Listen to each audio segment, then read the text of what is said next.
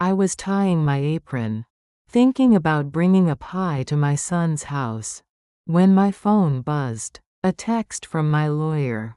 Call me. Immediately, I dialed, heart kicking. What he told me about my new daughter-in-law Paige stopped me cold.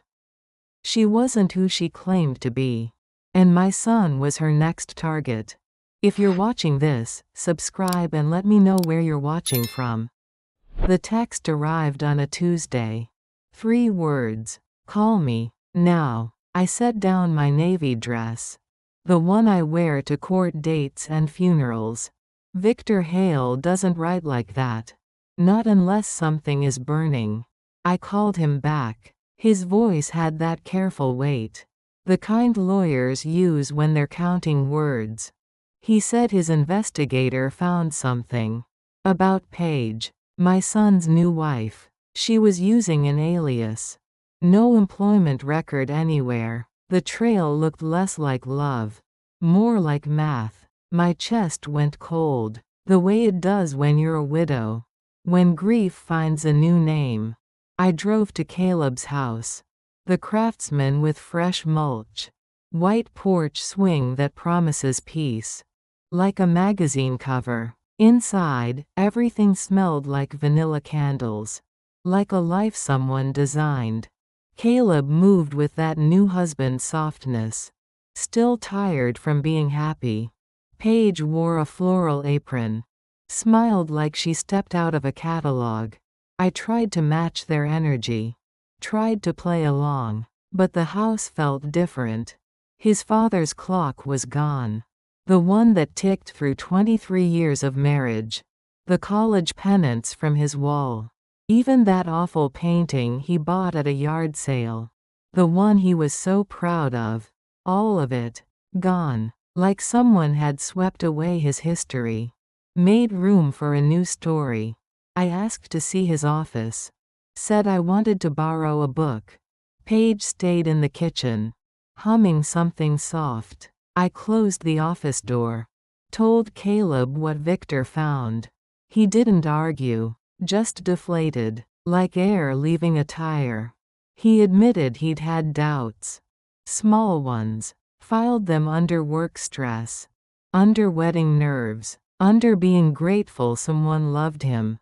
Victor's report was clear. Paige claimed to work at Northside Animal Clinic.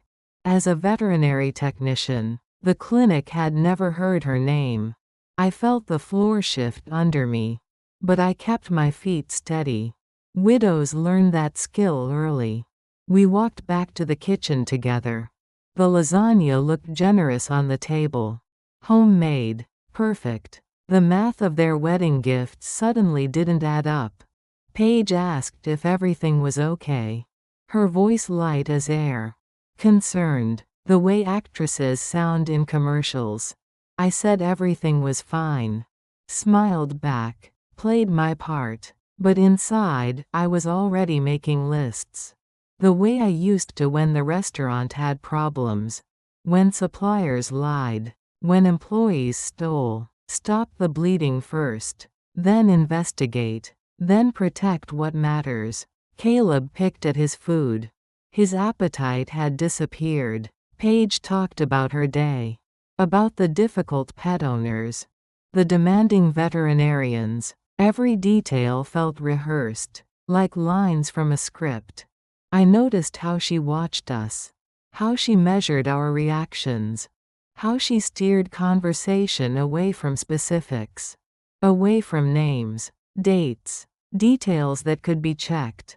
After dinner, I helped with dishes. Paige thanked me for the wedding gift. Said they were planning to invest it wisely.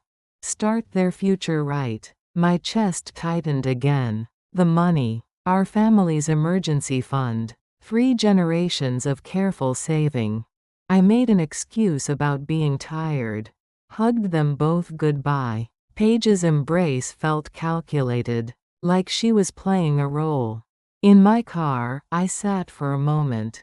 Let the quiet settle. The house looked perfect from the street. Warm light in every window. Like a Christmas card. Like happiness for sale. I started the engine, drove home to my small apartment. The one that smells like old books and instant coffee. Nothing designed about it. I called Victor back, told him we needed to move fast. He agreed, said he'd contact the police. Start freezing accounts, change passwords, set up alerts. I pulled out a legal pad. Started making lists the way I used to. When problems were simple, when thieves wore masks. Stop the bleeding. Pull the thread. Protect Caleb. I wrote one more line in the margin. Don't buy peace with cash. The clock on my wall ticked steady. Not the one from Caleb's house. A different one. Cheaper. But honest about time. I thought about Paige's smile. How it never reached her eyes. How she wore love like a costume. Performed care like a job. I thought about Caleb. How he'd lost weight this year. How he laughed less. How he apologized for things that weren't his fault. How he'd become smaller in his own house. Like a guest in his own life. I made tea in my chipped mug. The one Caleb gave me for Mother's Day. 10 years ago. Back when gifts came from love. Not calculation. The apartment felt solid around me. Nothing beautiful. Nothing false. Just mine. I opened Victor's file again. Read the details. The trail that led nowhere. The job that didn't exist. The references who'd never heard her name. Paige Rowan wasn't her real name. Maybe nothing about her was real. I thought about the money. The accounts Caleb had merged for convenience. The insurance policies they'd updated together. The investments they were planning. All of it suddenly looked different. Like a pattern I'd been too close to see. I wrote another list. Things that had changed since the wedding. Small things I'd explained away. Gifts that disappeared. Bills that increased. Conversations that stopped mid-sentence when I entered rooms. The way Caleb flinched when his phone buzzed. The way Paige answered questions he hadn't been asked. How she knew things about our family. Details only someone studying us would know. I finished my tea, washed the mug, dried it carefully. Tomorrow would bring lawyers and police. Bank visits and password changes. The careful work of protecting what's ours. But tonight, I just sat with the truth. Let it settle like sediment in still water. My son had married a stranger. Someone who traded love for money. Who collected trust like coins. Someone who thought I was too old. Too tired. Too polite to fight back. She was wrong about that. I turned off the lights. Checked the locks twice. Old habit from restaurant days. When cash drawers needed guarding. In bed, I listened to the building settle. To neighbors' televisions. To the honest sounds of people living their real lives. Not performing. Not calculating. Just being. I closed my eyes. But sleep felt far away. Tomorrow, the real work would begin. The work of taking back what's ours. Of teaching a predator that this family has teeth. Of showing my son he deserves love that doesn't come with a price tag. The clock ticked steady in the dark. Honest about time. Honest about what comes next. I pulled the covers close. Felt the small weight of knowing what I had to do. Sometimes love looks like letting someone fall. Sometimes it looks like catching them. This time, it looked like standing in the way. Like being the wall someone runs into. Like refusing to move when thieves come calling. I was ready for that fight. If you're watching this, subscribe and let me know where you're watching from. Morning came with purpose. I was awake before the alarm. Coffee brewing by 6. My hands steady on familiar tasks. Victor called at 7 sharp. Said Detective Vega would meet us at 9. At the bank first. Then the insurance office. Then back to his firm to plan. I dressed like I used to for business meetings. Navy blazer. Clean shoes. The armor of looking prepared. The bank smelled like fresh carpet and anxiety. Manager's office. Forms spread across the desk like evidence. Caleb's account history scrolling past on the screen. There they were. The small bleeds Victor had warned about. Subscription services I'd never heard of. Streaming platforms. Fitness apps. Always under $20. Never enough to notice. The manager pointed with his pen. Recovery email changed 3 weeks ago. At 2 in the morning. Security phone number added the same night. A withdrawal request sat pending. $5,000. Scheduled for tomorrow morning. Electronic transfer to an account I didn't recognize. My chest tightened, but my voice stayed level. I told them to freeze everything. Change every password. Require my signature for any movement. The manager nodded, made notes, asked if I wanted alerts sent to my phone. For every transaction, every login attempt, every change, I said yes, to all of it. Detective Vega met us at the insurance office. She had that cop calm. The kind that comes from seeing the same crime daily. Different faces, same pattern. She explained it simply. Romance fraud. Marriage as a business plan. Love as a way to access money. The insurance agent pulled Caleb's file. Beneficiary change forms sat inside. Filled out completely. Just waiting for signatures. Paige would inherit everything. Life insurance. Retirement accounts. The house. All of it transferred to a woman we now knew didn't exist. I felt my hands clench. Then unclench. Control returning like muscle memory. Vega made notes in her small book. Asked about gifts. About money loaned. About any pressure to sign documents. I told her about the wedding fund. $25,000. 3 generations of restaurant savings. Given freely. With love. Now it felt like buying rope for my own hanging. The agent added red flags to every account. No changes without in-person verification. Photo ID required. Phone calls to confirm any request. We drove to Victor's office in separate cars. My phone already buzzing with bank alerts. Every attempted login. Every blocked transaction. The system working like it should. Victor's conference room smelled like leather and old cases. He spread papers across the table. Bank records. Phone logs. Credit reports. The mathematics of deception. Vega explained the investigation process. How they'd trace the money. Track the phone. Build a case that would hold up in court. She asked about Paige's behavior. Any changes recently? Any new pressures or urgencies? I thought about the past month. How Paige had started mentioning money more often. Investment opportunities. Financial advisors who needed to meet quickly. Forms that couldn't wait.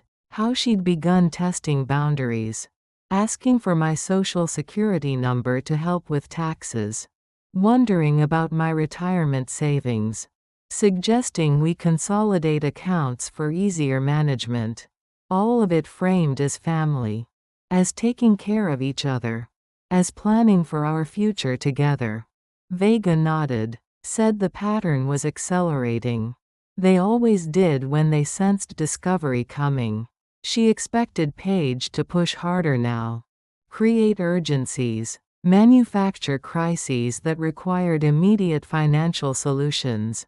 My phone buzzed. A text from Paige, sweet and concerned, asking if I was feeling well. If I needed anything. If I wanted to have lunch and talk. I showed Vega the message. She read it twice. Told me not to respond.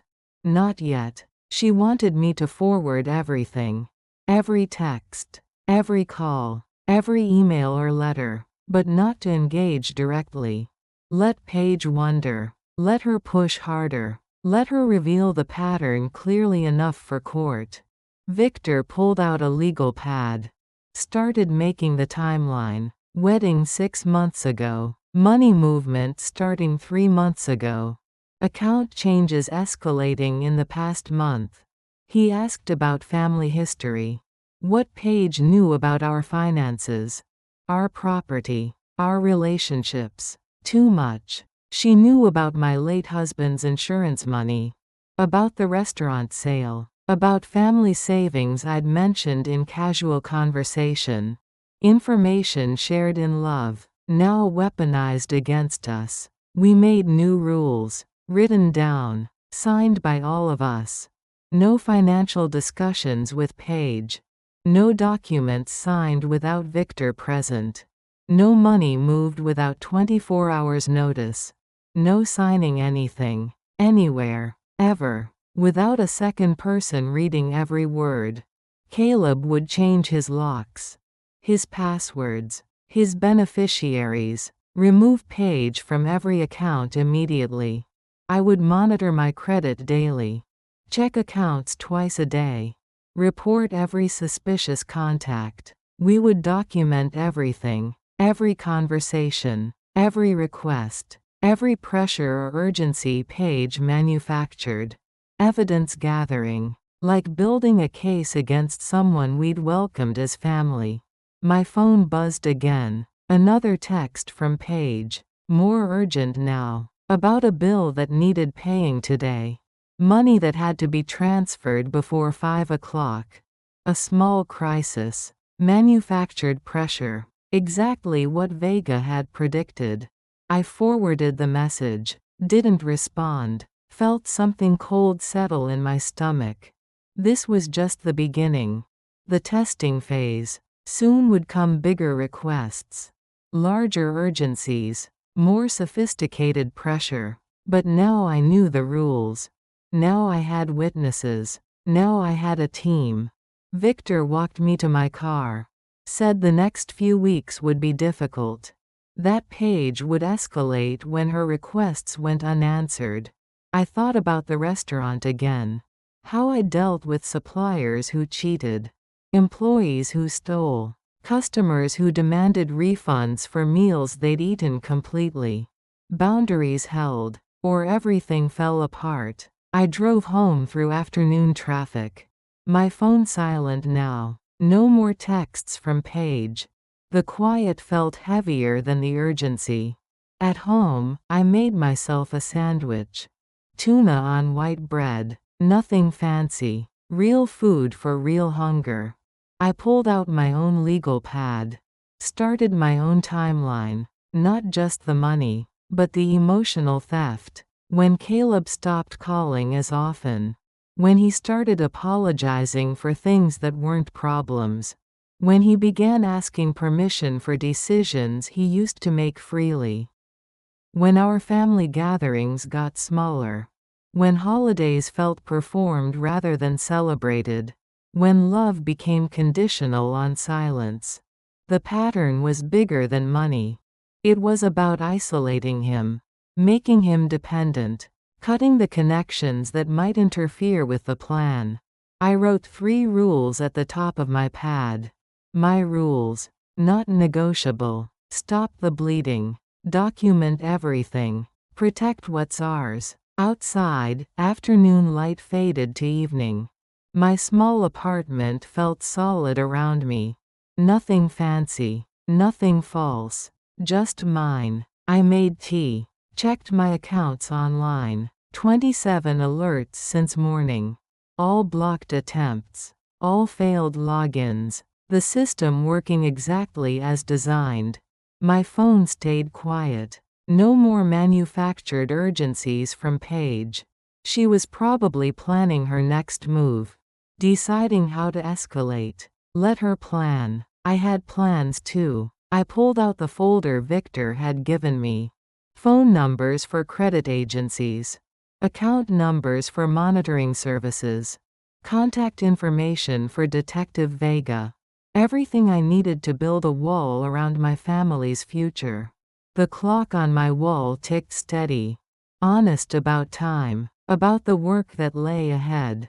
Tomorrow would bring new pressures, new urgencies, new reasons why money had to move immediately. But tonight, I just sat with the quiet. The satisfaction of doors locked. Accounts frozen. Passwords changed. The small pleasure of knowing the bleeding had stopped. Sometimes protection looks like action. Sometimes it looks like refusing to act. Like sitting still while storms rage around you. Like trusting the systems you've built. The boundaries you've drawn. The people you've asked for help. I finished my tea, washed the cup carefully, dried it with the dish rag Caleb had given me years ago. Some things were worth protecting. Some people were worth fighting for. Some boundaries were worth drawing in stone. I turned off the lights, checked the locks, set the alarm, ready for whatever came next. If you're watching this, subscribe and let me know where you're watching from. The call came Thursday morning. Paige's voice honey sweet through the phone. She needed to see me urgently. Something about Caleb's health insurance. Forms that couldn't wait. I listened to her breathe between words. The practiced pauses. The manufactured worry. She suggested meeting at Corner Cafe downtown. Public place. Neutral ground. Just the two of us to talk things through. I agreed. Said I'd be there at 2 o'clock. Then I called Detective Vega. Told her about the meeting. About the urgency Paige was suddenly feeling. Vega said she'd been waiting for this. The moment when politeness would drop away. When the real business would begin. She explained how it would work. The wire under my sweater. Tiny and invisible. Recording everything clearly. I should let Paige talk. Let her explain what she needed. What she was offering. What she expected in return. Don't accuse. Don't argue. Just listen and respond naturally. If she mentioned money for silence. If she named the arrangement out loud. If she made it clear this was business, not family. The recording would do the rest. I dressed carefully that morning. Navy cardigan over white blouse. Nothing that would interfere with the equipment. Nothing that would suggest I was anything but a worried mother-in-law. Victor met me at the police station. Helped me practice with the wire. How to sit so it picked up sound clearly. How to speak so every word recorded properly. The technician showed me the tiny microphone. Smaller than a button. Taped against my ribs where it wouldn't show. I felt it there like a secret. Like armor made of truth. Corner Cafe smelled like burned coffee and old grease. The kind of place where conversations happened in whispers. Where people met to discuss things they couldn't say at home. I chose a table by the window. Good lighting. Clear sight lines. Where Detective Vega's colleagues could see everything from across the street. Paige arrived exactly on time. Dressed in soft blue. The color of sympathy. Of trustworthiness. Of someone who'd never hurt anybody. She hugged me like we were family. Like this was just coffee between loved ones. Her perfume smelled expensive. Applied fresh for this performance. She ordered herbal tea. I got black coffee in a heavy mug. Something to warm my hands. To give them something to do. She started slowly. Asked about my health. About whether I was sleeping well. About whether I was worried about anything. The way she said it made worry sound like weakness. Like something that could be fixed with the right arrangement. I said I was fine. Just concerned about the family. About making sure everyone was taken care of. She nodded knowingly. Said she understood completely. That family was everything to her too. Then she shifted. Her voice got softer. More confidential. She mentioned how hard it must be, being on a fixed income, watching prices rise, worrying about medical bills, about what would happen if I got sick. I felt the wire against my ribs, recording every word, every inflection, every calculated pause. She said she'd been thinking about our conversation last week, about the questions I'd been asking, about the things that seemed to worry me. I hadn't asked her any questions last week. We hadn't had any conversation. But I didn't correct her. Just listened. She pulled out a small notebook, flipped through pages covered with neat handwriting, numbers and dates, like a business ledger. She said there were things about Caleb's finances I might not understand. Investments he'd made, decisions that might seem confusing to someone outside the marriage. I sipped my coffee, bitter and too strong, but it kept my hands steady. She explained that sometimes families needed to keep certain arrangements private. For tax reasons, for legal reasons, for everyone's protection. The way she said protection made it sound like a threat. She suggested it might be better if I stopped asking questions, stopped involving outsiders, stopped making things complicated. I asked what she meant by that. Her smile never wavered. She said lawyers and investigators could be expensive, could create problems where none existed, could damage relationships that took time to build. She folded her hands on the table. Manicured nails. Wedding ring catching the afternoon light. She said she'd been thinking about ways to make this easier for everyone. Ways to ensure the family stayed close, stayed private, stayed protected. I felt my heart speed up, but my voice stayed level. I asked what she had in mind. She reached into her purse, pulled out a white envelope, set it on the table between us. She said sometimes the kindest thing was to let young couples handle their own affairs, to trust that love would guide them correctly. She pushed the envelope toward me, said it contained something to help with my concerns, something to make the worry go away. I looked at the envelope. Thick paper, my name written in careful script. Like a sympathy card, like condolences for something that hadn't died yet. She said families who respected boundaries got rewarded. Families who caused trouble got left behind. I asked if she was offering me money. She laughed softly, said it wasn't that simple, said it was more like an agreement, an understanding between people who cared about the same things. She called it a bridge payment. Something to help until I adjusted to the new situation, until I learned to trust their decisions. I asked what I was supposed to do in return. She said nothing dramatic, just stop involving outsiders, stop asking questions that made Caleb uncomfortable, stop treating their marriage like it was my business. She opened the envelope slightly. Let me see the bills inside. Crisp hundreds. More money than I'd seen in one place since selling the restaurant. She said this was just the first installment, that there could be more if I proved I understood how family loyalty worked. I reached for the envelope, felt the weight of it, the thickness of cash that meant business. She told me this was our secret, our agreement, something between women who understood each other. She said if I kept our arrangement quiet, if I convinced Caleb to stop asking questions too, if I made sure no lawyers or police got involved in family matters, then everyone would be happier. Everyone would be more secure. Everyone would get what they deserved. I held the envelope in both hands. Let her see me considering it.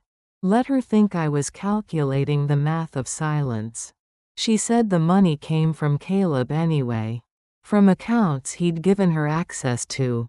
So really I was just accepting what was already mine. But if I chose to make trouble instead, If I kept involving strangers in private business. If I forced her to take other steps to protect her marriage. Well, that would be unfortunate for everyone. I asked what she meant by other steps. She said Caleb was fragile right now.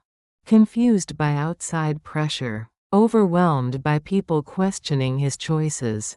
People who didn't trust his judgment. If that pressure continued. If people kept trying to turn him against his wife. If his own mother kept treating him like he couldn't make decisions. He might start believing he was incompetent. Might start thinking he needed professional help. Might end up somewhere safe until he felt stronger. The coffee shop suddenly felt smaller. The air thicker. The light from the window too bright. She said she hoped it wouldn't come to that. Said she was sure I was smart enough to choose the easier path. The path that kept families together. I put the envelope in my purse. Told her I needed time to think about it.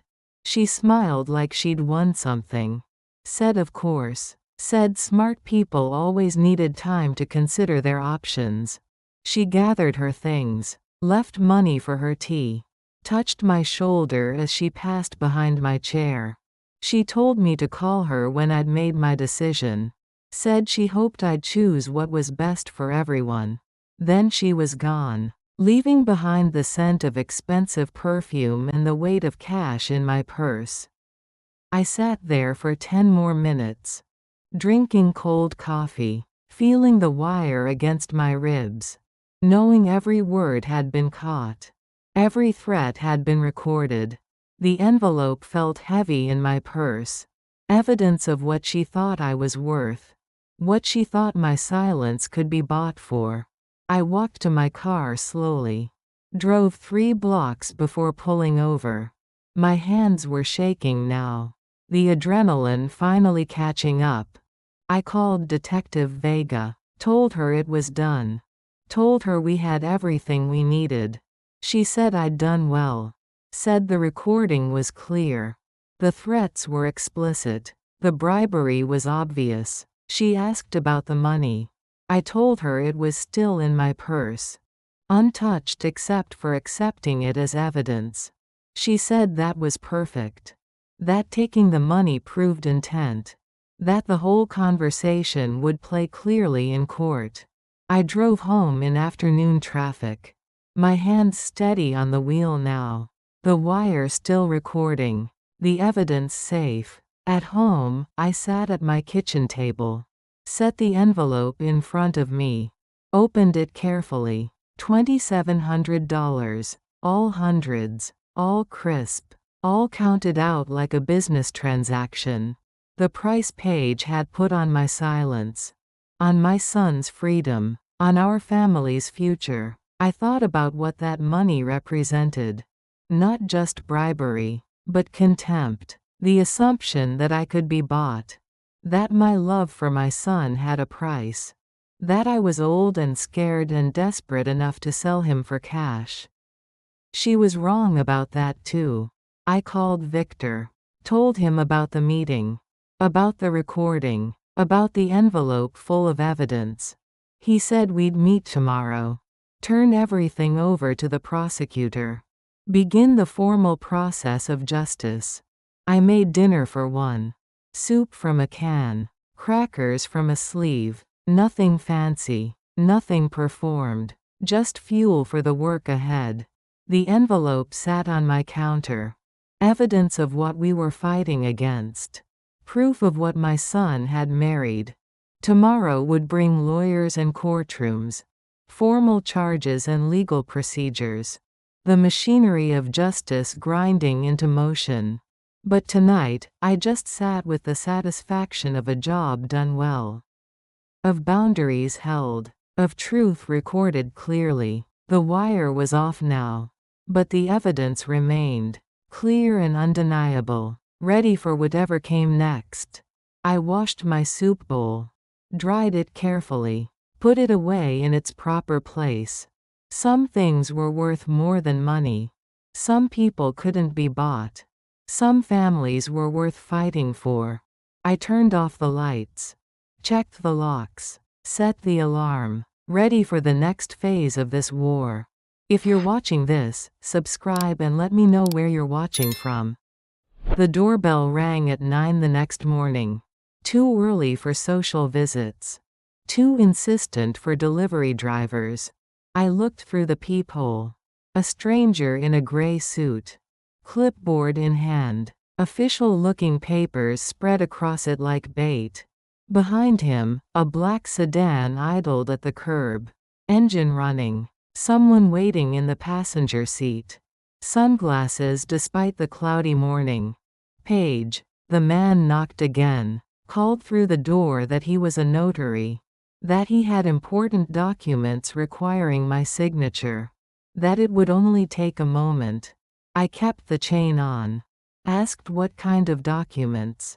What company he represented. Who had sent him. He said it was regarding insurance benefits. Time-sensitive forms. Something that couldn't wait for regular business hours. Through the narrow opening, I could see his leather folder. Official seals. Corporate letterhead that looked almost right. Almost convincing. But I'd been a business owner. I knew real paperwork from theater props. I told him I only signed documents at my bank. Or at my lawyer's office. Never at home. Never with strangers. He pressed closer to the door. Said this was different. Said these forms had to be notarized today. That waiting would void the benefits. Cost me money I couldn't afford to lose. The urgency felt familiar. The manufactured pressure. The crisis that couldn't wait for verification. I recognized the script from yesterday's coffee shop performance. The man's voice got harder. More demanding. He said I was making this difficult for everyone. That my family was counting on me to cooperate. He pushed against the door. Testing the chain. Measuring its strength. I stepped back. Called out the phrase Detective Vega had taught me. The signal that meant I needed help immediately. I need a glass of water. Simple words. Innocent sounding. But they carried weight for anyone listening through the surveillance equipment Vega had installed. The man heard me talking to someone inside. His voice changed. Got nervous. He said he'd wait while I got my water. But through the peephole, I could see him backing away. Checking his watch. Looking toward the car where Paige sat waiting. 60 seconds later, Detective Vega's unmarked car pulled into my driveway. 2 officers in plainclothes, moving with casual purpose toward my front door. The fake notary was already walking toward the sedan. Quick steps but trying to look unhurried. Paige had slumped down in the passenger seat. Trying to become invisible. Too late for that. Vega knocked on my door. Called my name. I opened it with the chain still on. Verified it was really her before letting her inside. She asked if I was all right. If anyone had threatened me. If I'd signed anything. I told her about the urgent papers. The insurance benefits that couldn't wait. The man who'd tested my door chain like he was pricing my security. She nodded. Said they'd been watching since dawn. Waiting for exactly this kind of move. Through my living room window, we watched the arrest. The fake notary standing beside his car. Hands behind his back. Reading rights like a prayer he didn't want to hear. Paige tried to argue. Tried to claim she was just getting a ride. That she didn't know what the man was planning. But the surveillance footage would tell a different story. Her phone records would show the planning calls. Her fingerprints would be on the fake documents. The evidence was building like a wall. Brick by brick. Truth by truth. Vega asked to see the papers the man had brought. I handed over the clipboard he'd dropped in his hurry to leave. Insurance benefit forms with my name already filled in. Signature lines waiting for my pen. Witnesses already signed by people I'd never met. If I'd signed, I would have transferred my late husband's life insurance benefits. Changed beneficiaries on my retirement accounts. Given Paige legal access to everything I owned. All disguised as routine paperwork. All dressed up as helping me get money I deserved. Vega photographed every page. Documented the fraud attempt. Added it to the file that was growing thicker by the day. She said the charges were multiplying. Attempted fraud. Forgery. Intimidation. Conspiracy. Each one carrying serious time if convicted. She explained that Paige had violated her bail conditions by coming to my home. That would mean more charges. Possibly jail time while waiting for trial. I felt something settle in my chest. Not satisfaction exactly. More like gravity returning to the room. The afternoon brought lawyers and paperwork. Victor's office filled with evidence boxes. Police reports. Recorded conversations. Photographs of every document. Every attempt. Every lie. Victor spread it across his conference table like a puzzle finally showing its picture. The pattern was clear now. The method was documented. The intent was undeniable. He said the prosecutor was impressed with the case we'd built. That the recordings from yesterday were particularly damaging. That the bribery attempt was captured so clearly it would be hard to explain away. He showed me the charges they were filing. Theft by deception. Attempted coercion. Violation of bail conditions. Conspiracy to commit fraud. Each one typed neatly on official paper. Each one representing months or years of potential prison time. Justice measured in calendars rather than moments. I thought about Caleb. How he was spending the day changing locks at his house. Changing passwords on every account. Removing Paige's access to anything that mattered. Taking his life back one security question at a time. Victor said Caleb had been remarkably calm about everything. Almost relieved to finally understand what had been happening. To have a name for the pressure he'd been feeling. Sometimes clarity felt like freedom. Even when the truth was ugly.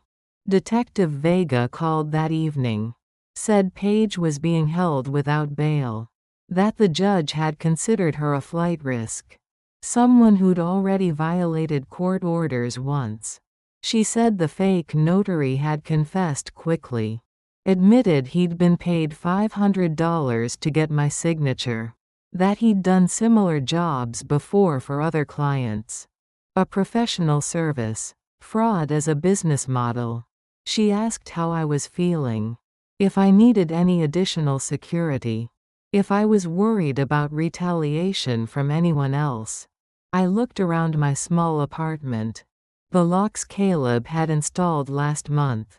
The security system that connected directly to the police station. The neighbors who'd been quietly watching out for me. I felt safer than I had in months. Protected by truth instead of hiding from it. That evening, Caleb came by with takeout Chinese food. We ate from paper containers at my kitchen table. Nothing fancy. Nothing performed. He looked different. Lighter somehow. Like he'd been carrying weight he could finally put down. He said he'd spent the day going through the house. Finding things Paige had moved or hidden. Discovering changes she'd made without asking. His father's clock was in the basement. Wrapped in blankets like something shameful. He'd brought it back upstairs. Set it on the mantel where it belonged. The sound filled his house again. Honest time. Measured truth. The tick of moments that belonged to us. He said he was sorry. That he should have listened to his doubts. Should have asked more questions. Should have protected us both better. I told him there was nothing to apologize for. That love wasn't supposed to come with suspicion. That trust was a gift, not a mistake. But now we knew better. Now we had different rules. Now we understood that some people collected hearts like trophies. We made a list together. New boundaries for new relationships. Red flags we'd learned to recognize. Questions we'd ask before anyone else got close. Protection disguised as wisdom. Caution dressed up as experience. The fortune cookies contained the usual nonsense. Generic hope. Manufactured optimism. But Caleb read his aloud anyway. Your future is created by what you do today, not tomorrow. We laughed at the coincidence. At the timing. At the way even mass-produced wisdom occasionally hit its target. After he left, I sat with the quiet of my apartment. Clean dishes in the rack. Evidence folder closed on the kitchen counter. Tomorrow's court appearance circled on my calendar. The phone didn't ring with manufactured urgencies. No one texted about crises that couldn't wait. No one knocked with papers that had to be signed immediately. The silence felt earned. Like peace I'd purchased with vigilance. Like safety I'd built with boundaries.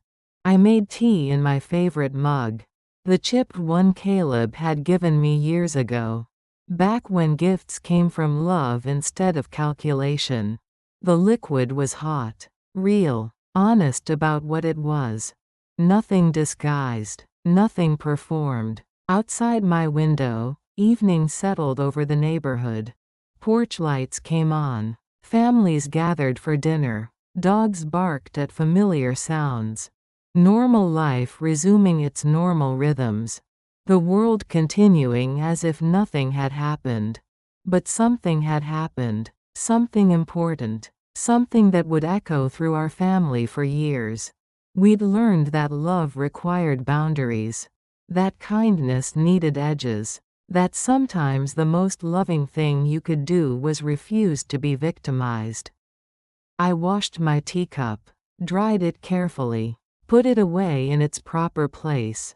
Tomorrow would bring courtrooms and justice. Legal procedures and formal consequences. The machinery of law grinding toward resolution. But tonight, I just sat with the satisfaction of doors that held. Of chains that worked. Of help that came when called. Of time returning to its proper place. Ticking honest in the rooms where it belonged. Some victories were measured in money recovered. Some in criminals punished. Some in justice served. This one was measured in the sound of a clock. In the weight of silence. In the knowledge that our home was ours again. That time belonged to us. That our story would continue. That the pattern had been broken. I turned off the lights. Checked the locks one final time. Set the alarm that connected me to people who cared about my safety. Ready for whatever tomorrow would bring. But confident that tonight was mine. If you're watching this, subscribe and let me know where you're watching from. The courthouse smelled like floor wax and worry. Marble floors that echoed every footstep. High ceilings that made voices sound smaller than they were. I sat in the gallery behind the prosecutor's table. Victor beside me. Caleb on my other side. United front. Quiet solidarity. Paige entered in handcuffs. Orange jumpsuit instead of soft blue. Hair pulled back without the careful styling. Looking like what she was instead of what she'd pretended to be. She glanced toward us once. Her eyes flat. Cold. No performance now. No need to charm anyone. The judge was a woman in her 60s. Gray hair pulled into a practical bun. Reading glasses that suggested she'd seen this story before. She looked through the files spread before her. Evidence that had taken months to gather. Truth measured in pounds of paper. The prosecutor stood first. Laid out the charges like items at auction. Theft by deception. Attempted coercion. Fraud. violation of court orders, each one supported by recordings, documents, photographs, witness testimony, the math of crime presented in black and white. Paige's lawyer tried the usual defenses: misunderstanding, family dispute, love gone wrong rather than calculated theft. But the evidence spoke louder than rhetoric. The coffee shop recording played clearly through courtroom speakers. Paige's voice offering money for silence. Her threats about what would happen if I didn't cooperate. The judge listened without expression. Made notes in careful handwriting. Asked specific questions about timing and intent. She wanted to understand the pattern. The method. The way trust had been weaponized against us. The prosecutor showed the fake insurance documents. The forged signatures. The network of accomplices Paige had used. A business model built on romance. Love as a key to bank accounts. When all the evidence was presented. When all the arguments were made. When all the excuses were exhausted. The judge spoke. She said the case showed clear premeditation. Sophisticated planning. Multiple attempts to defraud elderly victims. She noted that Paige had shown no remorse. No acknowledgement of harm. No willingness to accept responsibility. Instead, she had escalated when caught. Violated court orders. Attempted to intimidate witnesses. Behavior that suggested she would continue these crimes if given the opportunity. The sentence was 18 months in state prison. 3 years of probation after release. Full restitution to all victims. Not just us. Others had come forward during the investigation. Other families. Other victims of the same pattern. The restitution order was thick as a phone book. Names and amounts. Debts that would follow Paige for years after prison. Our portion was listed clearly. $25,000 for the wedding gift. $1,500 for small fraudulent charges. Interest and penalties bringing the total higher. But the judge explained something important. Something I needed to understand. Restitution ordered wasn't the same as restitution received. The money would come slowly. Monthly payments from whatever job Paige could find after prison. Wages garnished by court order. Payments tracked by the probation department. But people coming out of prison often worked minimum wage jobs. Often struggled to pay basic living expenses. Often disappeared rather than face debt they couldn't manage. The judge was honest about the mathematics of justice. About what the numbers on paper actually meant in real life. Some of the money would come back. Maybe most of it. Eventually. But not quickly. Not all at once. Not in the way that would undo the damage immediately. Recovery measured in years rather than months. Justice that arrived like a slow drip rather than a flood. I listened to this explanation with the patience I'd learned from running a restaurant. Where accounts receivable was always a hope rather than a guarantee. Where some debts were paid and others were written off. Where you planned for what you could control and adapted to what you couldn't. The judge asked if I wanted to make a victim impact statement. A chance to tell the court how the crime had affected me. I stood up slowly, felt my age in my knees, my voice in my throat. I said Paige had stolen more than money. She'd stolen time, trust, the simple pleasure of welcoming someone into our family.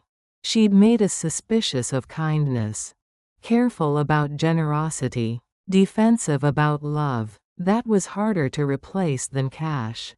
But she'd also taught us valuable lessons. About boundaries. About the difference between helping someone and being used by them. About the importance of asking questions. Of trusting but verifying. Of knowing that real love didn't come with price tags. I said I hoped prison would give her time to think about those lessons too. The judge thanked me, said my dignity throughout the process had been noted, that victims who stood up to fraud made it harder for predators to operate. After court, we walked out into afternoon sunlight. The world continuing its normal business while justice processed its paperwork inside. Victor explained what would happen next. How the restitution payments would be tracked. How we'd be notified of any changes in Paige's situation. How the money would arrive in small amounts. $25 here, $50 there. Whatever could be squeezed from minimum wage paychecks. Recovery that would feel more like remembering than receiving. He said some victims got angry about this reality. About the gap between court orders and practical outcomes. But I understood the difference between what should happen and what would happen. Between legal justice and financial recovery. The court had done its job. Acknowledged the crime. Imposed consequences. Protected future victims by removing Paige from circulation. The money was secondary. Nice to have. But not the real point. Caleb drove me home through familiar streets. Past the coffee shop where the sting had happened. Past the bank where we'd frozen accounts. Past all the places that had become part of our story. He said he felt strange about the whole thing. Relieved but not satisfied. Protected but not vindicated. I understood that feeling. Justice in real life wasn't like justice in movies. There was no dramatic music. No moment when everything went back to exactly how it was before. There was just the slow work of rebuilding. Of learning to trust carefully. Of moving forward with better boundaries. At home, I made coffee in my regular mug. Nothing fancy. Nothing ceremonial. Just fuel for the afternoon. The restitution paperwork sat on my kitchen table. Official documents promising money that might or might not arrive. Hope dressed up in legal language. I filed it behind other important papers. Tax returns. Insurance policies. Things that mattered but didn't require daily attention. Then I called my bank. Asked them to close the monitoring alerts on my accounts. To remove the fraud flags. To return my financial life to normal operations. The manager asked if I was sure. If I wanted to keep some protections in place. Just in case. I said I was sure. That the threat was gone. That I was ready to stop living defensively. But I'd keep the lessons. The habits of verification. The practice of asking questions. The skill of saying no without feeling guilty. That evening, Caleb came by with his father's clock. Said he'd cleaned and oiled it. That it was keeping perfect time now. We wound it together. Set it carefully on my kitchen counter. Listened to it find its rhythm. Tick, tick, tick. Honest time. Measured time. Time that belonged to us again. He said he'd been thinking about dating again someday. When he was ready. When the memory of this experience wasn't so fresh. But differently this time. More carefully. With better questions and clearer boundaries. I said that sounded wise. That there were good people in the world. People who loved without calculating. People who gave without keeping score. But now he knew how to tell the difference. How to spot the actors. How to recognize love that came with price tags. That knowledge was worth more than the money we'd lost. We ate dinner together at my small table. Nothing special. Soup and sandwiches. Food that nourished without performing. The clock ticked steadily in the background. Keeping time for us. Measuring moments that were ours to spend however we chose. After he left, I sat with the quiet of my apartment. Clean dishes. Paid bills. Evidence folders closed and filed away. The restitution payments would start eventually. $25 here, $50 there. Small amounts that would add up slowly over months and years. Or they wouldn't. Prison changed people in different ways. Some found responsibility, others found new ways to avoid it. Either way, I'd be fine. The restaurant had taught me to live within my means, to save for emergencies, to plan for the unexpected. The money would be nice to have back, but I didn't need it to survive. What I needed was what I already had. Family that couldn't be bought. Time that belonged to me. Truth that had been tested and proven solid. I made tea in my chipped mug. The one Caleb had given me years ago. Back when gifts came from love instead of calculation. Outside my window, the neighborhood settled into evening. Porch lights. Dinner sounds. The honest noise of people living their real lives. I opened the restitution paperwork one more time. Read through the payment schedule. The amounts. The timeline stretching into years. Then I closed it again. Filed it away. Decided not to think about it unless something actually arrived. Some things were recoverable. Some weren't. Some debts got paid and others got forgotten. But justice had been served. Truth had been acknowledged. The pattern had been broken. That was enough. That was everything. I turned off the lights. Checked the locks. Set the alarm. The clock ticked steadily in the darkness. Honest about time. Patient with payment. Content to measure moments whether money came back or not. Some victories were counted in dollars.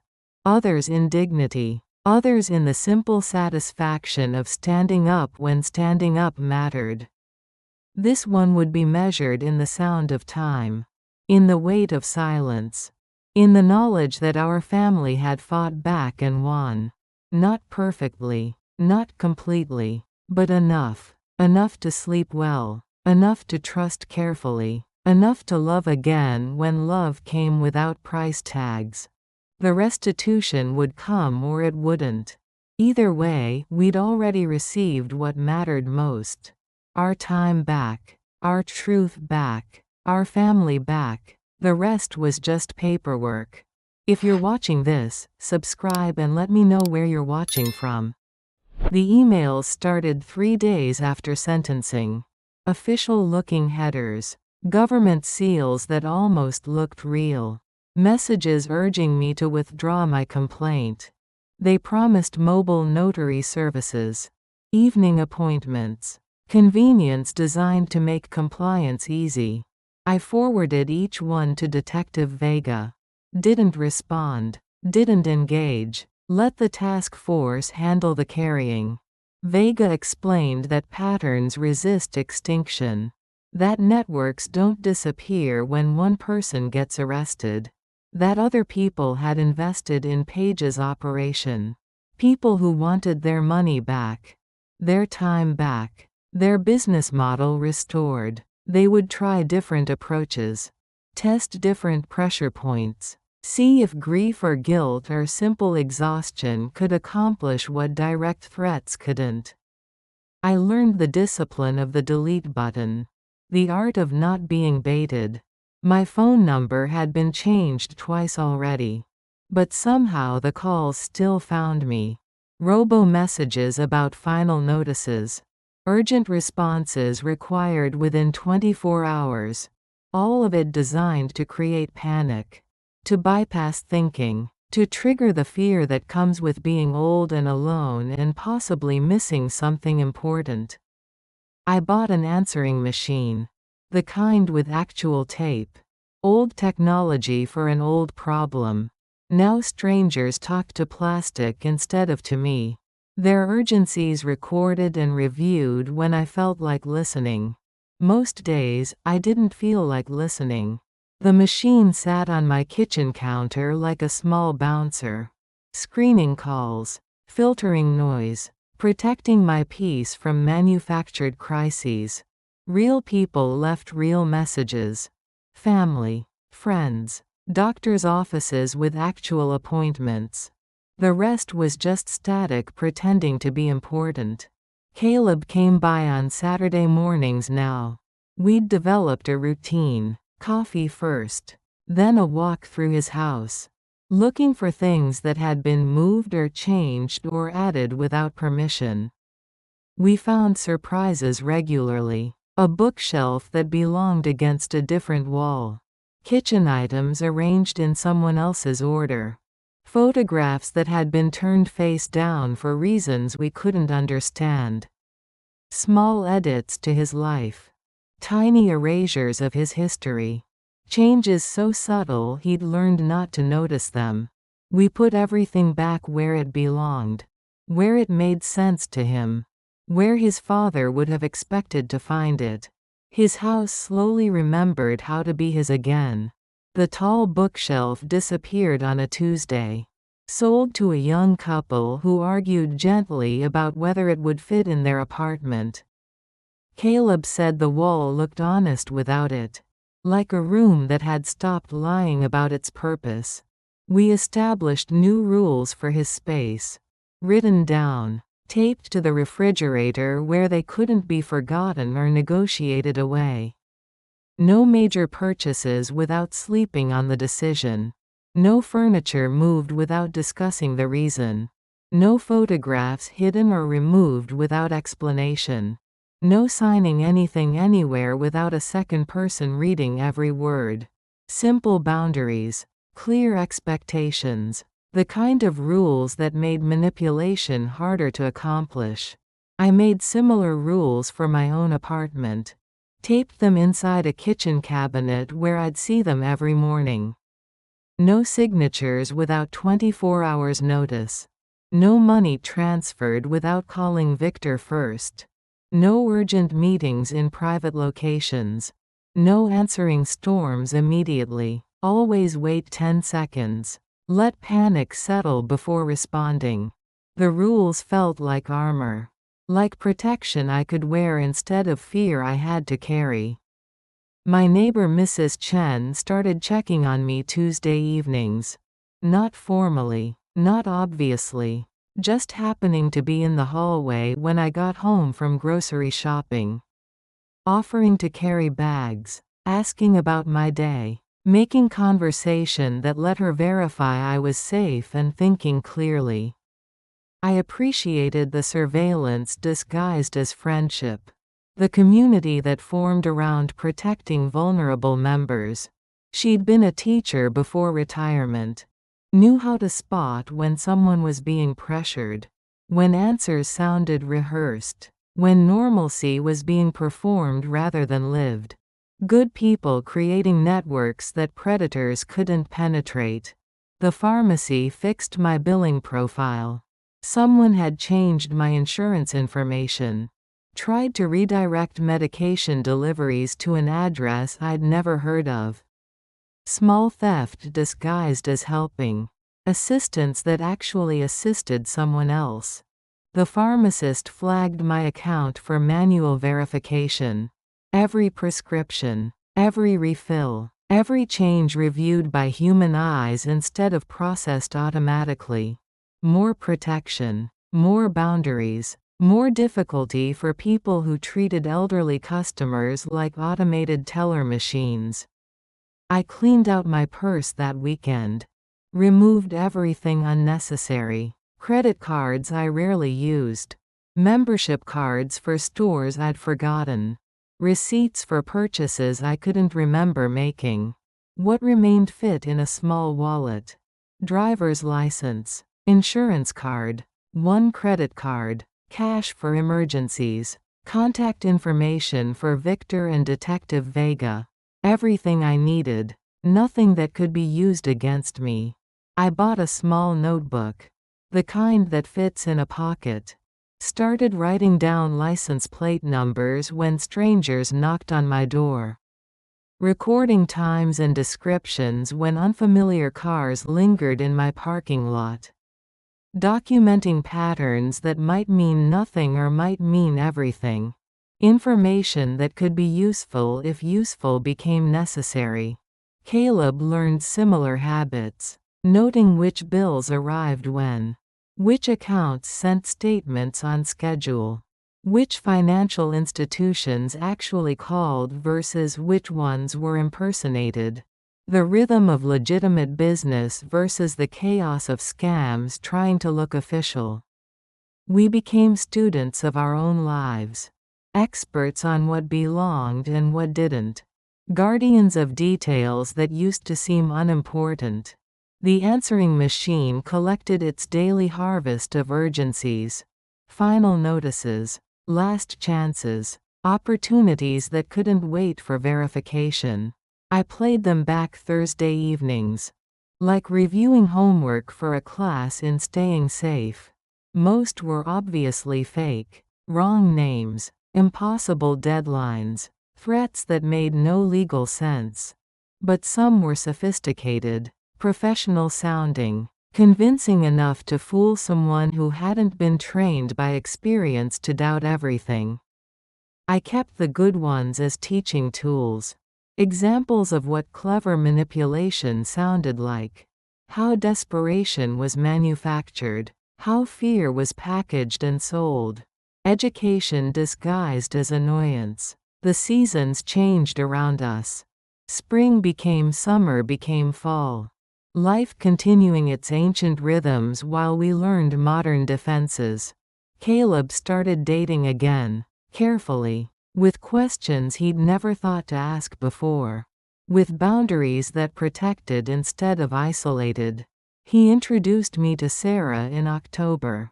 A woman who laughed easily. Who answered questions directly. Who didn't seem to be performing kindness for an audience. She'd been divorced 3 years. Had teenagers who rolled their eyes at her jokes. Worked as a nurse at the county hospital. Real job, real references, real life that could be verified by anyone who cared to look. She brought homemade cookies to our first meeting. Oatmeal chocolate chip, still warm from her oven. Not perfect, not magazine ready, just good. I ate 3 of them. Complimented the recipe. Asked if she'd share it. She said of course. That her grandmother had taught her. That the secret was using real vanilla instead of artificial flavoring. Simple truth, honest sharing. The kind of generosity that didn't calculate return on investment. Caleb looked different around her. Relaxed, natural, like someone who'd remembered how to trust without losing the wisdom to verify. They made plans slowly. Coffee dates, walks in the park. Activities that happened in public places where performance was difficult to maintain. Getting to know each other instead of getting to own each other. I approved without saying so. Let my relief show in the way I welcomed her. The way I included her in conversations. The way I offered the good china for Sunday dinners. Trust earned through time. Love built on foundation instead of fantasy. The restitution payments had started arriving. $27 in September. $43 in October. Small amounts that added up to hope rather than wealth. I deposited them without ceremony. Added them to my grocery budget. Let them disappear into the ordinary expenses of ordinary life. Money that had been stolen slowly returning slowly. Justice measured in coffee shop visits rather than car payments. Enough to remember that some debts do get paid. Some promises do get kept. Some systems do work the way they're supposed to, even when they work slowly. Winter arrived with familiar cold. Shorter days, longer nights. The season of staying inside and taking stock. I counted what had been lost.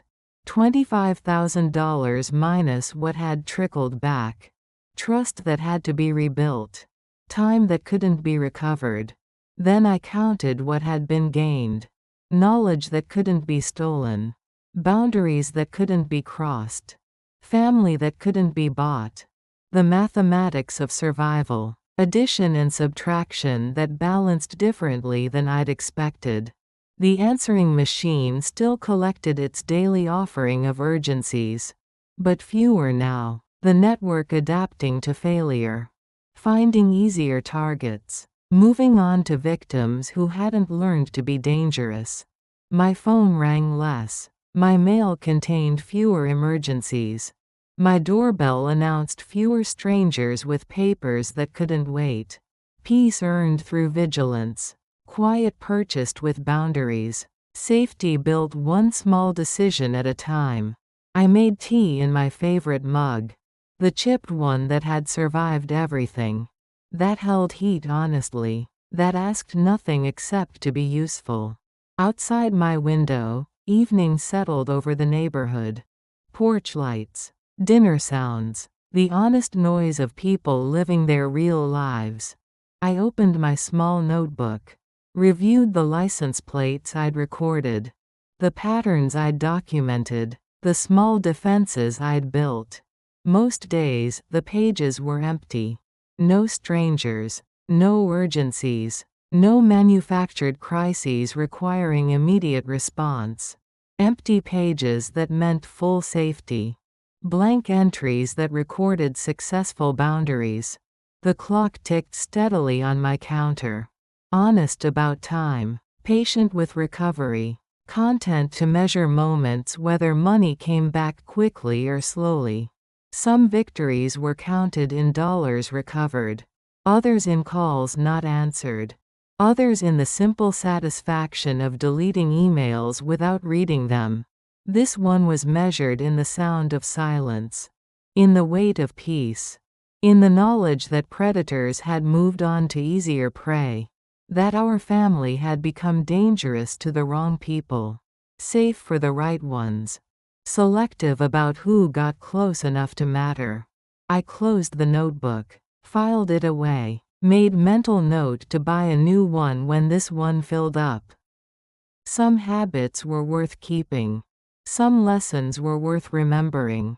Some boundaries were worth maintaining even when the immediate threat had passed. The rest was just living. Day by day, choice by choice. Building a life that belonged to us again. Slowly. Carefully. With edges that protected instead of isolated. One honest moment at a time. If you're watching this, subscribe and let me know where you're watching from. The notification arrived on a Tuesday. Official courthouse stationery. Black ink on white paper. Words that made abstract justice concrete. Paige had been transferred to Millbrook Correctional Facility. 18 months as ordered. No early release. No appeal pending. The pattern had been interrupted by bars and walls. By schedules she couldn't control. By consequences that arrived on time whether she was ready or not. I folded the letter carefully. Filed it behind other documents that mattered. Proof that some systems work the way they promised to. That afternoon, Caleb brought Chinese takeout to my apartment. We ate from paper containers at my small table. Fortune cookies with generic wisdom. Tea that tasted like home. He looked different now. Lighter. Like someone who'd set down luggage he'd been carrying too long. He said he'd been thinking about forgiveness. About what it meant. About whether he was supposed to feel it yet. I said forgiveness wasn't a feeling you had to manufacture. It was a decision you made when you were ready. Or never made if you weren't. That some people earned second chances. Others proved they shouldn't get them. That wisdom looked like knowing the difference. The restitution payments continued their slow trickle. $31 in December. $47 in January. Small amounts that added up to persistence rather than wealth. I deposited each check without ceremony. Let the money disappear into grocery bills and utility payments.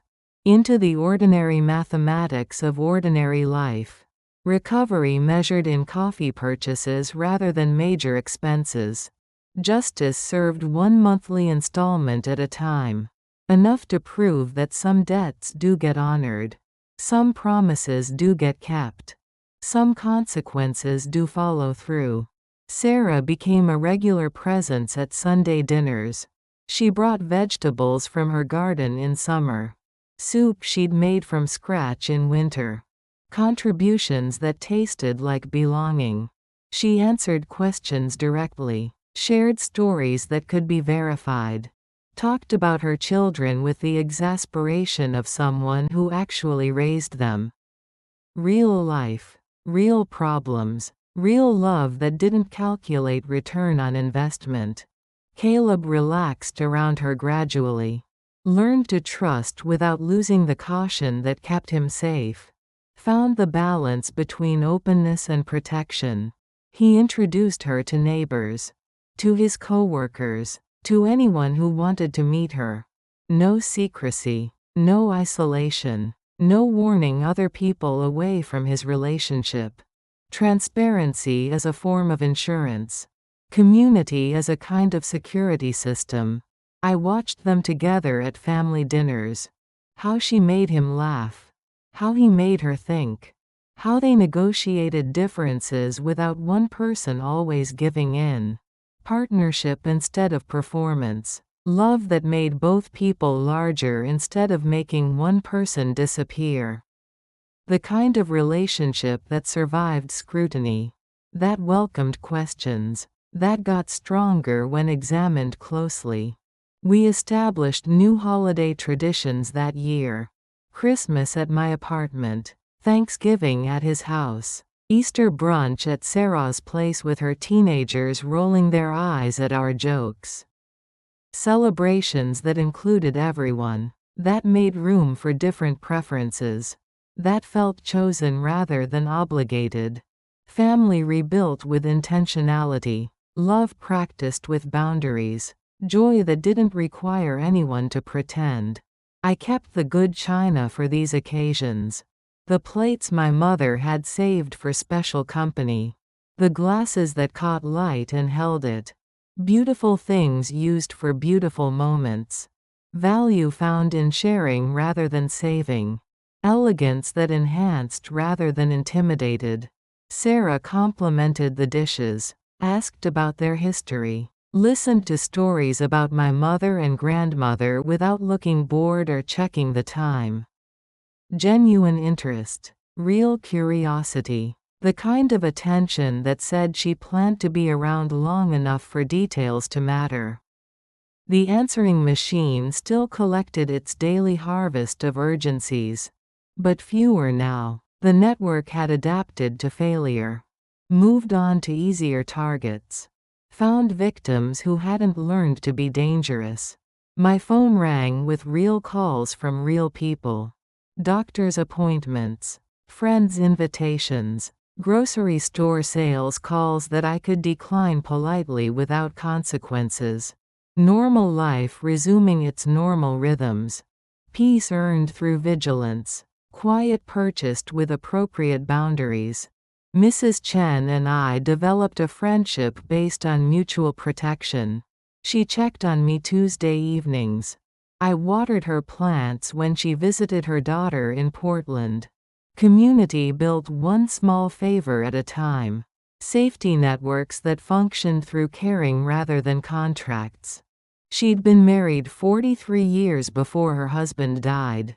Understood the particular loneliness of widowhood. The way empty houses echoed with their own silence. But also the freedom that came with making decisions for one person. The simplicity of pleasing yourself. The pleasure of time that belonged entirely to you. Conversations that acknowledged loss without dwelling in it. Friendship that enhanced solitude without trying to cure it. I learned the difference between being alone and being lonely.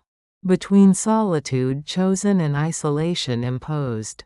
Between independence and abandonment. Nuances that mattered more than I'd expected. Distinctions that made ordinary evenings feel rich instead of empty. The seasons passed with reliable rhythm. Spring brought new growth in Sarah's garden. Summer brought longer walks in the evening. Fall brought casseroles that needed sharing. Winter brought the satisfaction of having enough. Enough warmth. Enough food. Enough friendship. Enough family. Enough safety. Not abundance. Not luxury. Just sufficient. Just adequate for contentment. The mathematics of enough. Addition that stopped before it became greed. Subtraction that removed excess without creating want. I read the victim impact statements from Paige's other victims. Stories that sounded familiar. Families that had welcomed strangers who turned out to be thieves. People who'd confused kindness with carelessness. Who'd learned the same lessons I'd learned. Who'd built similar boundaries with similar materials. A community of people who'd survived the same predator. Who'd learned to be dangerous to the wrong people, safe for the right ones. Recovery that happened in groups. Healing that shared itself through example. Wisdom that multiplied when it got passed along. I started volunteering at the senior center, teaching classes on financial safety. Sharing stories about warning signs. Helping other people recognize romance fraud before it emptied their accounts. Education disguised as conversation. Prevention dressed up as social time. Protection offered through community rather than isolation. The attendees asked good questions. Shared their own close calls. Created networks that made predators work harder to accomplish. Elderly people who refused to be easy targets. Who'd learned to ask for references. Who insisted on meeting in public places. Who took time before making decisions. Communities that protected their vulnerable members through knowledge rather than fear. Through boundaries rather than barriers. The work felt important. More important than the restitution payments that continued their slow arrival. More valuable than the money that might never be fully recovered. Purpose that came from protecting others instead of just protecting myself. Meaning that grew from sharing experience instead of hoarding it. Some victories were personal. Others were communal. Others were gifts you gave to people you'd never meet. This one felt like all three. Caleb proposed to Sarah on a Wednesday evening in March. At her kitchen table, with her teenagers watching television in the next room. No drama, no performance, just love asking for commitment. She said yes without hesitation. Without conditions. Without suggesting they needed to discuss financial arrangements first. They planned a simple wedding. Family and close friends. Ceremony at the courthouse. Reception in Sarah's backyard. Nothing that required months of preparation or thousands of dollars. Celebration that focused on commitment instead of performance. Joy that invited participation instead of demanding perfection. I offered to pay for the reception dinner. From money that was entirely my own. From accounts that had never been compromised. From resources that came with no strings attached. A gift that celebrated love instead of purchasing it. Generosity that enhanced joy instead of creating obligation. The engagement felt different from Caleb's first one. Transparent instead of secretive. Inclusive instead of isolating. Built on foundation instead of fantasy. Love that survived questions. That welcomed scrutiny. That got stronger when examined closely. Sarah wore her grandmother's ring. Simple gold band with a small diamond that caught light without demanding it. Beautiful because it meant something. Valuable because it was chosen rather than purchased. Jewelry that told a story instead of announcing a price. Elegance that came from history instead of expense. They set the date for October. Gave themselves time to plan thoughtfully. To make decisions together. To include family without being controlled by family expectations. Partnership practiced before the ceremony. Commitment demonstrated through process rather than just promised in vows. I started planning my outfit. Nothing new, nothing expensive. Just the navy dress I wore to important occasions. Cleaned and pressed and ready for joy. Elegance that came from appropriateness instead of cost. Beauty that enhanced the occasion instead of competing with it. The restitution check that month was $53. The largest yet. Still small in absolute terms. Still significant as proof that some systems worked. That some consequences lasted longer than the crime. That some payments continued long after the damage was done. Justice measured in persistence rather than speed. Recovery that happened gradually. Healing that took its time. I deposited the check without ceremony. Added it to my wedding gift fund. Let stolen money help pay for real love. Transformation that felt appropriate. Recycling that served justice. Money that would buy joy instead of silence. The circle completing itself slowly. Healing that happened one honest moment at a time.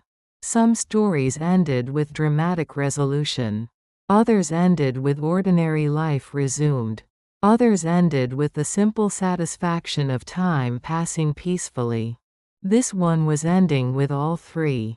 Consequences served. Love restored. Ordinary moments that felt extraordinary because they were chosen instead of stolen. Time that belonged to us again. Measured by clocks we owned. Spent on people who deserved it. The rest was just living. Day by day, choice by choice.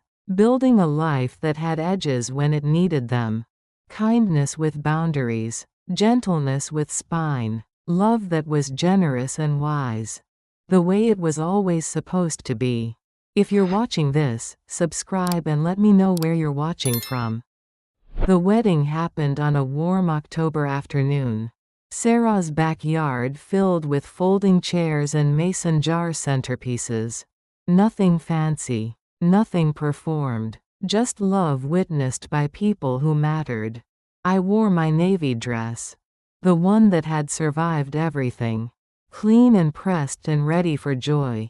Sarah wore her grandmother's wedding dress. Altered to fit. Updated with new buttons. Something old made new for a fresh beginning. Caleb stood beside her without nervousness. Without the strain I remembered from his first wedding. Just happiness. Just certainty. Just peace. The ceremony lasted 15 minutes. Vows they'd written themselves. Promises that sounded achievable. Love that asked for commitment instead of sacrifice. No drama. No performance. Just two people choosing each other in front of witnesses who approved. I thought about the other wedding. The expensive venue. The elaborate flowers. The performance that had cost us $25,000 to attend. Beauty that had been purchased instead of grown. Elegance that demanded attention instead of earning it. This celebration felt different. Real. Honest about what it was. A beginning instead of a production. The reception dinner came from Sarah's kitchen. Casseroles made with care. Bread baked that morning. Dessert that tasted like home instead of like a magazine. Food that nourished instead of impressed. Hospitality that welcomed instead of intimidated.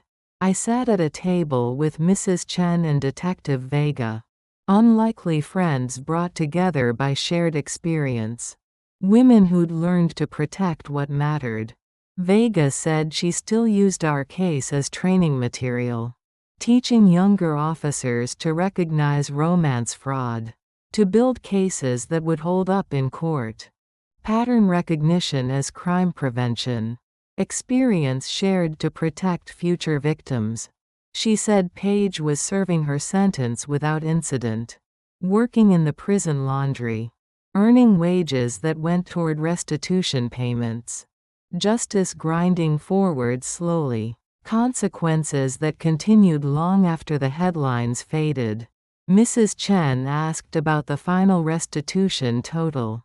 How much had actually been recovered? Whether the court order meant anything in practical terms. I told her about the monthly checks. Small amounts that added up to persistence. Proof that some systems worked the way they promised. Not full recovery. Not immediate satisfaction. Just steady progress toward something that resembled fairness. $2,000 had been returned so far. Out of 25,000 stolen. Simple mathematics that told a complicated story. Some justice was perfect. Some was partial. Some was better than nothing. This was better than nothing. The afternoon sun slanted through maple leaves. Golden light that made everything look blessed. October warmth that felt like a gift instead of an expectation. Children from the neighborhood played on Sarah's swing set. Their laughter mixing with adult conversations. Generations celebrating together. Life continuing its ancient patterns. Joy shared across age lines. Hope planted in small moments. Caleb and Sarah danced to music from a portable speaker. Nothing elaborate. Just swaying together while their families watched. Love that didn't need a stage. Happiness that photographed itself in memory instead of requiring professional documentation. I watched them move together. How they fit. How they balanced. How they made space for each other without losing themselves. Partnership that had been tested before vows were spoken. Commitment that had been practiced before promises were made. The kind of love that survived questions. That welcomed scrutiny. That got stronger when examined closely. Evening came with the satisfaction of work completed. Dishes washed by many hands. Chairs folded and stacked. Decorations saved for future celebrations.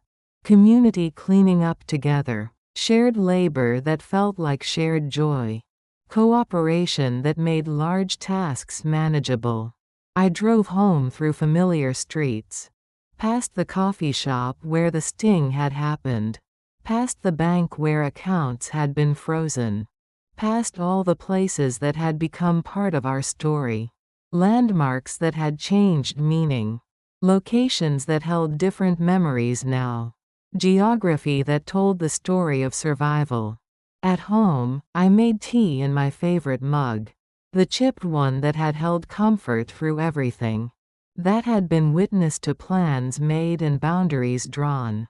Simple pleasure. Honest warmth. Satisfaction that didn't need to be shared to be real.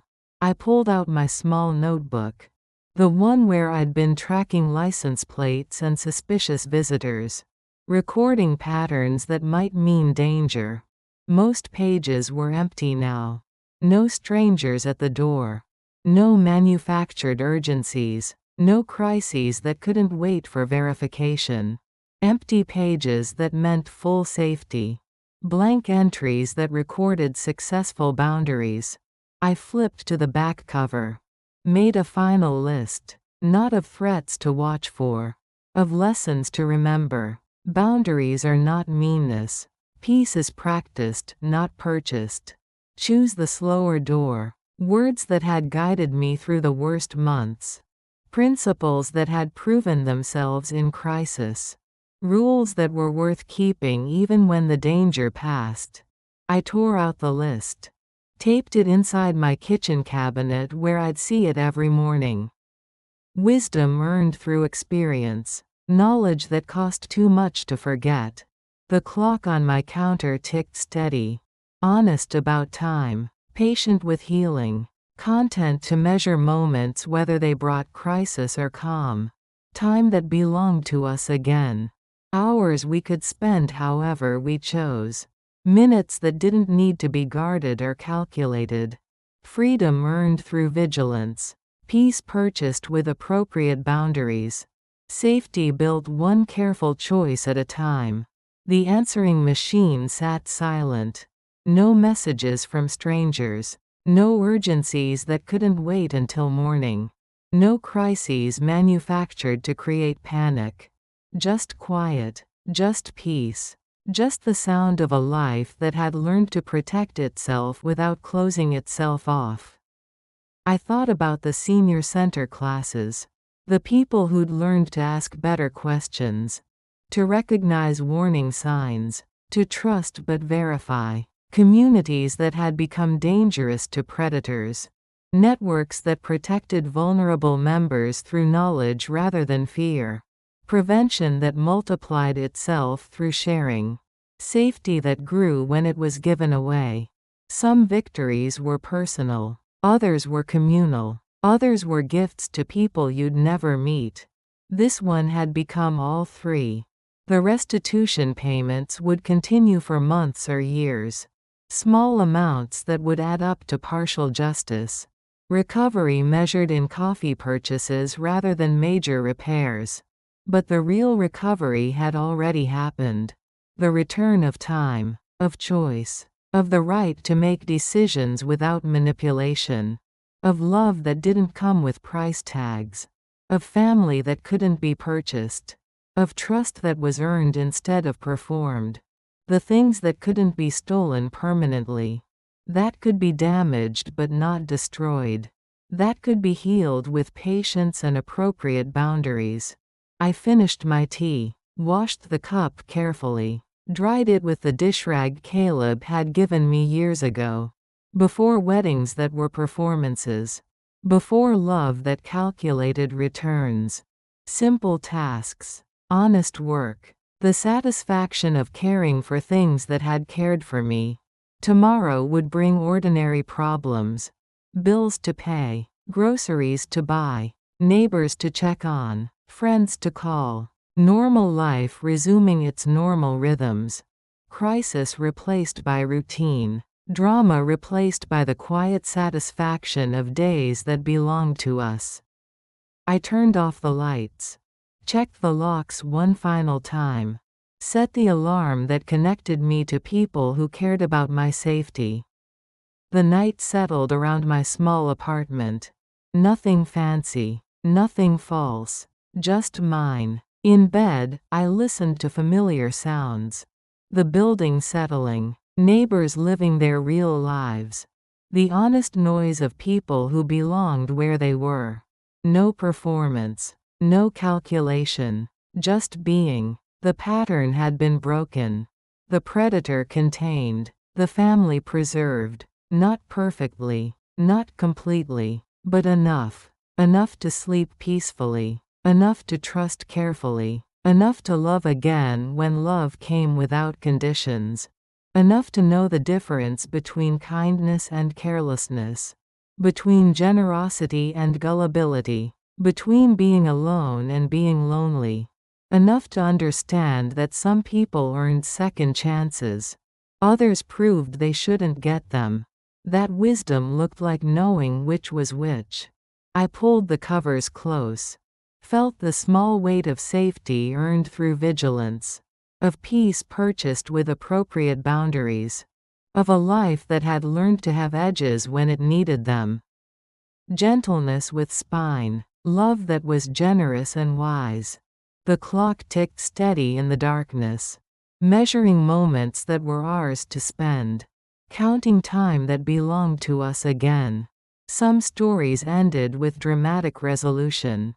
Others with quiet satisfaction. Others with the simple knowledge that ordinary life was extraordinary when it was chosen instead of stolen. This one ended with all three.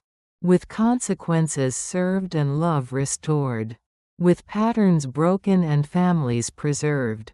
With the understanding that some things were worth fighting for. With the sound of time moving forward. Honest about what had been lost. Grateful for what had been saved. With the knowledge that we had kept what mattered most. Our names. Our accounts. Our right to choose who got close enough to matter. With the wisdom to know that love without boundaries was an invitation to be stolen from. That kindness without edges became currency for thieves. That sometimes the most loving thing you could do was refuse to be victimized. The rest was just living. Day by day, choice by choice, moment by moment, building a life that was generous and guarded, open and protected, loving and wise, the way it was always supposed to be. From the beginning to the end, and all the time in between.